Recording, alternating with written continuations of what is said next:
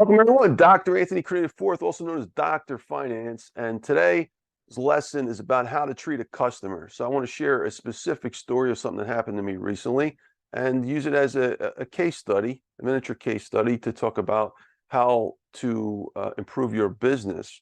So when it comes to business, customers are not always right, but we have to find a way to treat our customers and understand their behavior in order to really be successful in business. And if you read my second book, The Most Important Lessons in Economics and Finance, I have a lot of business lessons that were passed throughout the years about how to improve your business and just things to think about. But today I want to focus on a specific incident that happened because we could dissect this and really learn from this event.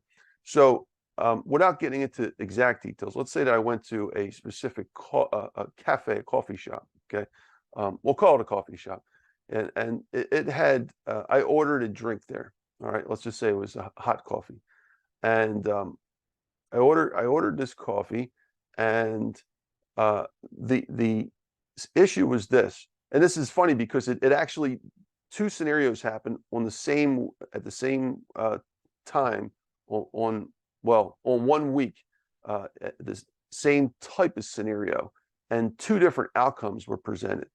Okay, so the first case, this one particular cafe, I went and let's say I bought the coffee, and they handed me my change. Before she gave me the change, though, she said it was a penny short, so they owed me a penny. Okay, their cash register didn't have enough change. She basically was presented with two options.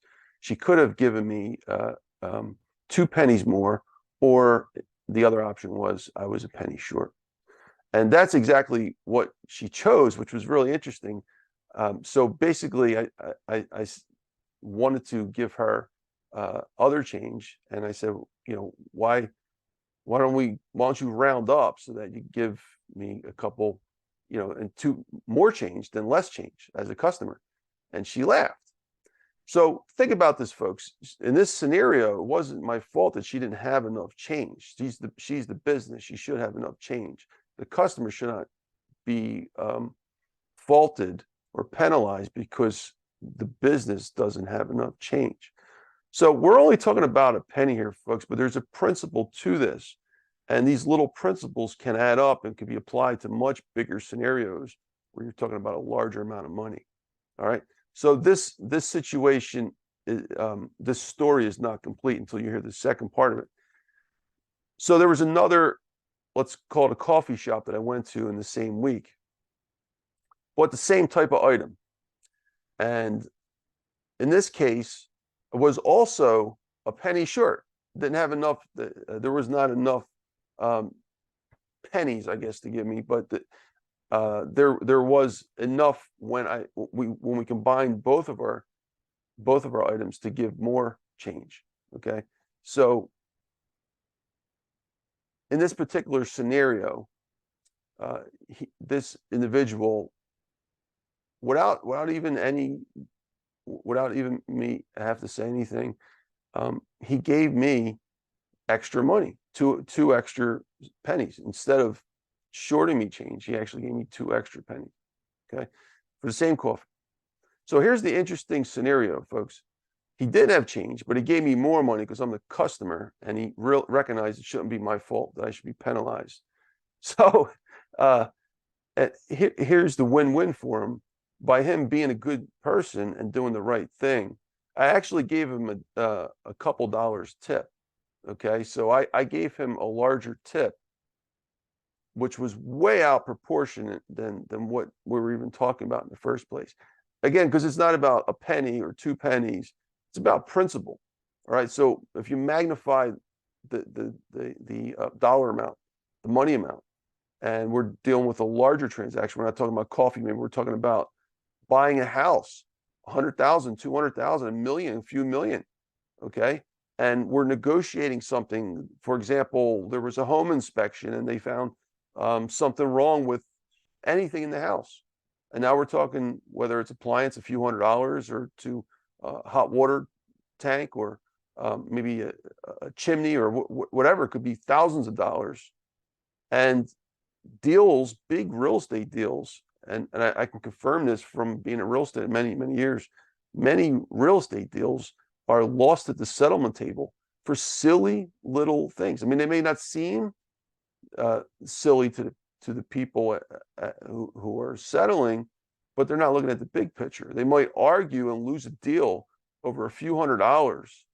And I've seen cases where they argued and the deal was lost because of a water bill that was only like, you know, a few tens of dollars, $20, $30. And that doesn't make any sense, especially when you're dealing with tens of thousands, if not hundreds of thousands, or maybe millions of dollars in real estate property. So what applies here in a coffee, this little two stories that I showed can be magnified for any type of situation. So please don't look at the numbers and say, he's cheap, he's petty, he's looking at, no, it's not about that, folks. It's about analyzing the situation to see how a business reacts under all scenarios and how they can improve those scenarios. And particularly how to treat customers, how to learn from their customers so you can be a better business person, right? So in this scenario, two stories I presented to you. One person chose to let the customer sacrifice. It didn't even matter that it's 1 penny. That's what I'm trying to say. It doesn't matter that it was 1 penny, right? As low as 1 penny, the principle's still there. They're going to let the customer suffer and laugh at the customer for suggesting even to give more change than less change because it's not their fault, right? Now, they possibly lost a customer who's been a lifetime customer, been supporting that business for a very, very long time. I've referred many, many people to that place for 1 penny, okay? Think about that. That's the logic here, which can translate to quantitative numbers. If they lost me as a customer and all the potential customers that I could bring for, let's just say 10 years to make a fixed term, that could be hundreds of thousands of dollars, maybe. Coffee, a coffee business, you're getting constant income. So over 1 penny, folks, and how big deals are lost over small amounts, like in the real estate situation. Customers who are providing monthly revenue stream, daily revenue stream, being very supportive and bringing other customers is crucial to building the business. So that other story number 2, we'll call it, where the individual recognized that it was not my fault as a customer, and he respected that by giving me extra money. Okay, even though we're only talking about 2 pennies, he earned my respect, and I only get and really just the little tip that I gave him was still many times more than what he gave back, but it still was just a gesture of how much of recognizing the fact that he recognizes how important customers are. Now, there are customers that are a pain, and we're not talking about that. I'm talking about in general, your average customer. Understanding how to treat customers so they can keep coming back.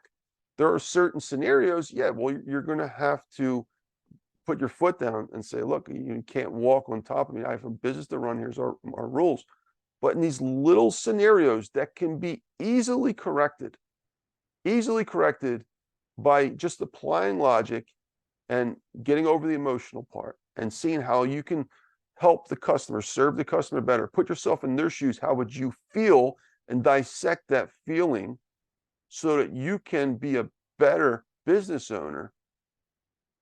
That's how you make money, folks. That's how you run successful businesses. And that's the long-term approach to any business. Doesn't matter what kind of business you're talking about.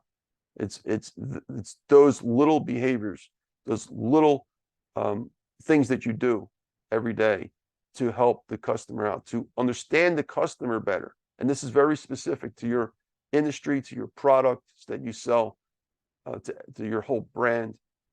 These are the things that can make you great as a business person. Analyzing little situations like this, when we're only talking about a penny, because they're the best ones to learn from. Because here it's only a penny, and look at the magnified loss that this one business could have felt if I don't go back or tell anybody about it. And I will tell people about it. In this particular situation, I do happen to like what they have, so I'll probably go back. not as often.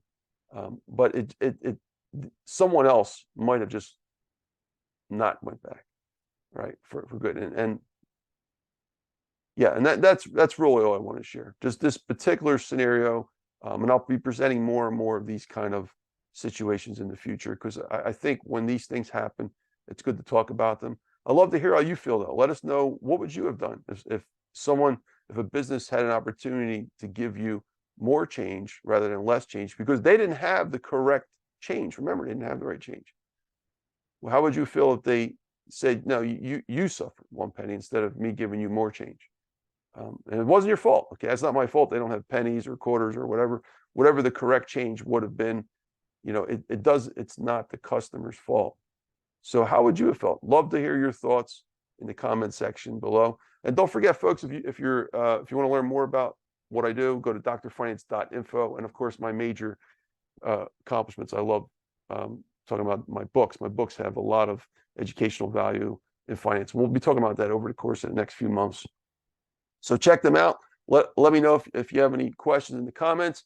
Don't forget to subscribe, tell your friends as well, and I'll be posting some more videos soon. I hope you like this. Let me know if this was useful, because if it is, I can bring a lot more to the table. I just want to make sure that these kind of videos are what you like. I have some other videos I planned in the next week or so to break down some computational aspects, and we'll do it in a fun way, of course. But for now, I think this is qualitative analysis, right? This is more looking at it from a matter of feelings, things you that are not exactly put into numbers, but over time it would be put into numbers. It would be put into numbers because if I was completely gone as a customer, you can create a set time frame, call it periods, represented by N or periods. Let's say 10 years, right? 10 years of time, and let's say I would have gave them $100 a month over 12 months times 10 years. All that amount, when we calculate the future value of that amount, how much money they would have earned over a course of 10 years, and that's all gone. Like, all that money is gone, right? Like, how much, or another way to look at it, what is the present value of all that time that I could have been investing in their business as a loyal customer?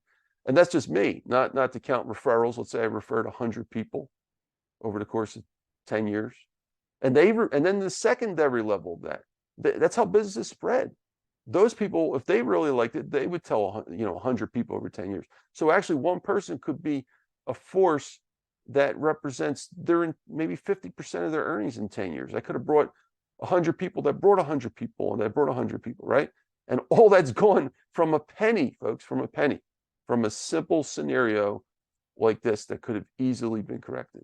So hopefully that was helpful, folks. Thank you so much. Appreciate you for watching. Dr. Finance here. Thank you. Bye-bye now.